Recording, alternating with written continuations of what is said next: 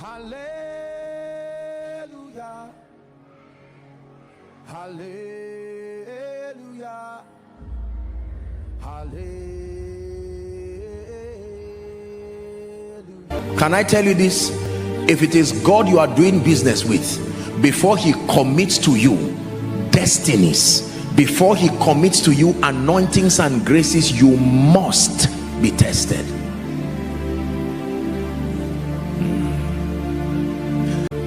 God tells Abraham, I want to make you a father of nations. I will bless them that bless you, curse him that curses you. In thee shall all the families be blessed. In other words, I'm going to make you the landlord of the earth. He willed the earth to Abraham. Are we together now? And then Abraham did not know that as he kept obeying God, transiting, he will get to a point where God will now say, now we are getting to the season where prophecy and destiny is about to be activated, but not without a test. The Bible does not leave us in the dark as to the fact that everything that was happening was a test, but Abraham did not know it was a test. Can I tell you this? This final phase of your preparation season is the hardest phase for most people. Ask any great man, they will tell you the season of test is a season where you have to obtain grace from God. The season of test will test you across three things. Number one, it will test you across trust and integrity. You will be tested. You will be tested. You will be tested. Your capacity to be a person of integrity will be tested beyond measure.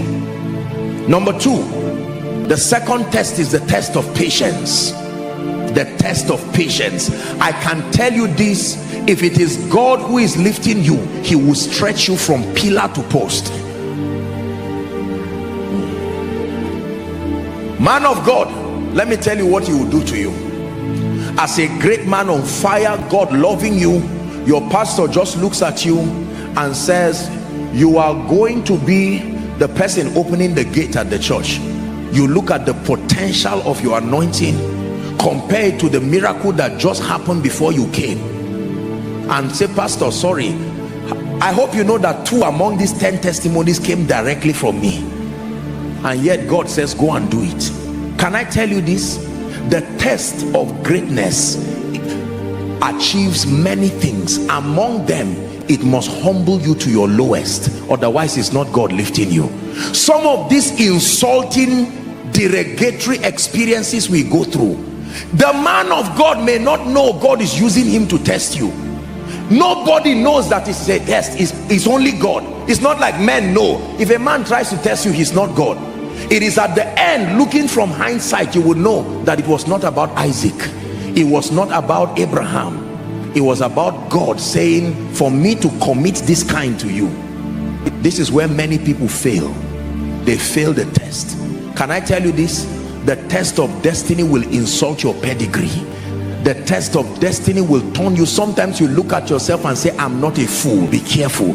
The moment it starts looking like God is just allowing things to fall your hand, like we call it, be careful.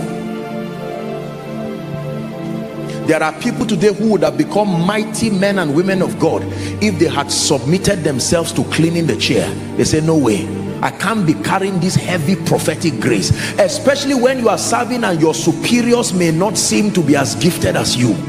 Anything at all God gives you, do it with all your heart. You do not know what season you are stepping into. Are we together? Go and ask many great men. Do you know what Stephen was doing before he became that mighty man?